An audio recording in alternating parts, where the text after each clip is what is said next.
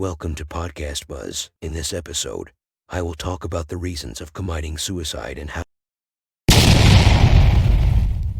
to prevent suicide. Why do people commit suicide? It's difficult to imagine what led a friend, family member, or celebrity to commit suicide. There may have been no clear warning signs, and you may wonder what clues you might have missed. Often, many factors combine to lead a person to the decision to take their own life. Mental illness. Most people make the decision to attempt suicide shortly before doing so impulsively rather than planning it out extensively. While there are many factors that can influence a person's decision to commit suicide, the most common one is severe depression. Depression can make people feel great emotional pain and loss of hope, making them unable to see another way to relieve the pain other than ending their own life. Traumatic stress. A person who has had a traumatic experience, including childhood sexual abuse, rape, physical abuse, or war trauma, is at a greater risk for suicide, even many years after the trauma. In a survey of nearly 6,000 U.S.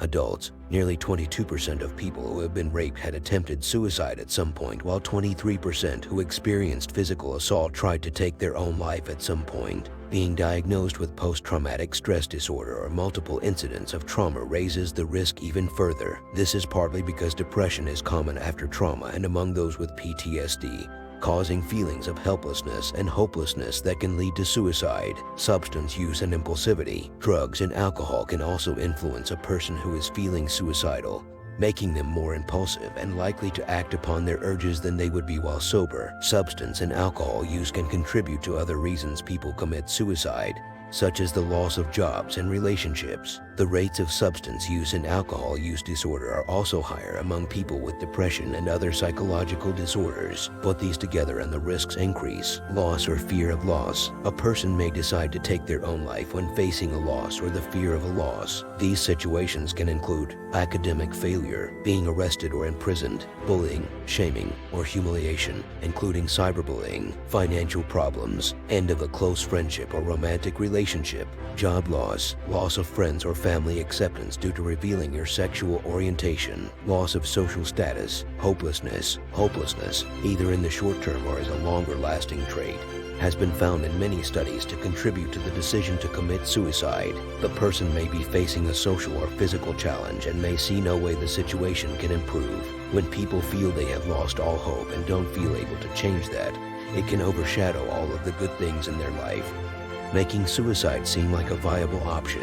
While it might seem obvious to an outside observer that things will get better, people with depression may not be able to see this due to the pessimism and despair that go along with this illness. Chronic pain and illness. If a person has chronic pain or illness with no hope of a cure or reprieve from suffering, suicide may seem like a way to regain dignity and control of their life. In some states, assisted suicide is legal for this very reason. According to a study in the American Journal of Preventive Medicine, the following health conditions were associated with a higher risk of suicide. 6. Asthma, back pain, brain injury, cancer, congestive heart failure, diabetes, epilepsy, HIV, IDS, heart disease, high blood pressure, migraine, Parkinson's disease. Chronic pain can also bring on anxiety and depression, which can also increase your risk of suicide. According to research, people with chronic pain are 4 times more likely to have depression or anxiety than those who are pain-free, feeling like a burden to others. A person with chronic pain or a terminal illness can also feel like a burden to others, as it becomes harder and harder to ask for yet another ride to the doctor's office, or more help with household duties or assistance paying for hospital bills. In fact, many people who decide to commit suicide often state that their loved ones or the world, in general, would be better off without them. This type of rhetoric is a common warning sign of suicide. People often see themselves as a burden to others or feel worthless due to the overwhelming emotional burden they are carrying within. Social isolation. A person can become socially isolated for many reasons, including losing friends or a spouse, undergoing a separation or divorce, physical or mental illness, social anxiety, retirement, or due to a move to a new location. Social isolation can also be caused by internal factors such as low self-esteem. This can lead to loneliness and other risk factors of suicide such as depression and alcohol or drug misuse. Cry for help. Sometimes people attempt suicide not so much because they really want to die, but because they simply don't know how to get help. Suicide attempts are not a cry for attention, but a cry for help. It becomes a way to demonstrate to the world just how much they are hurting. Unfortunately, these cries for help may sometimes prove to be fatal if the person misjudges the lethality of their chosen method. People who make a failed attempt are also at a much higher risk of trying again, and their second attempts are much more likely to be lethal. Accidental suicide. Some situations that appear to be suicide may actually be an accidental death. The choking game where teens strangle themselves to achieve a high-like sensation and autoerotic asphyxiation are examples of suffocation suicides. Other accidental suicides include unintentional overdoses and firearm and poisoning suicides. A word from Verywell: you may never know why a person committed suicide. While it might have appeared that someone had everything to live for, it probably didn't feel that way to them. If you have depression, whether it has been diagnosed by a healthcare provider or not, there is a very real risk that at some point in the course of the illness, you may experience thoughts of suicide too. While the emotional pain that triggers these thoughts may feel overwhelming, it does not mean that you will lose control or act on your thoughts. In fact, having a suicide safety plan in place is one method you can use to cope with your bad feelings until circumstances change. This article discusses how to create a suicide safety plan,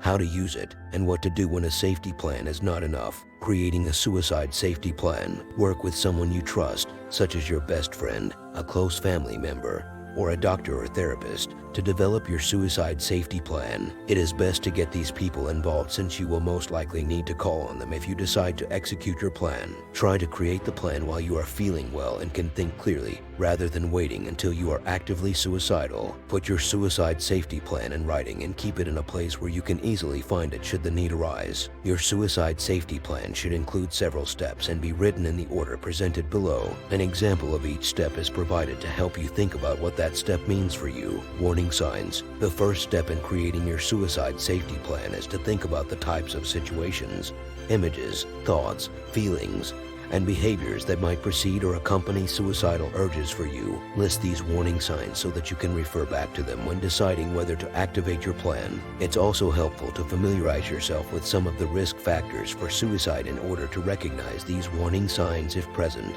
A warning sign could be that you tend to isolate yourself and not take good care of your health when you get depressed. Ways to comfort yourself. Create a list of activities that can be soothing to you when you're upset. If you can't think of any examples offhand, you may want to try some mind-body methods that have helped others, such as breathing exercises or body scan meditation, or take a look at different ways to reduce stress to see if any methods might be helpful for you. A few self-soothing ideas to consider: taking a hot bath, listening to music, or exercising. Reasons for living. Create a list of your reasons for living. When you are feeling suicidal, it is very easy to get caught up in the pain you are feeling and forget the positives in your life. Your list will help you refocus your attention on the reasons to keep going until your suicidal thoughts and feelings pass. Some people with or without depression find that keeping a gratitude journal is helpful. If you find yourself feeling suicidal, looking at what you have written may help you focus on the positives in your life until the feelings pass. Consider writing about blessings like your family, friends, pets, health,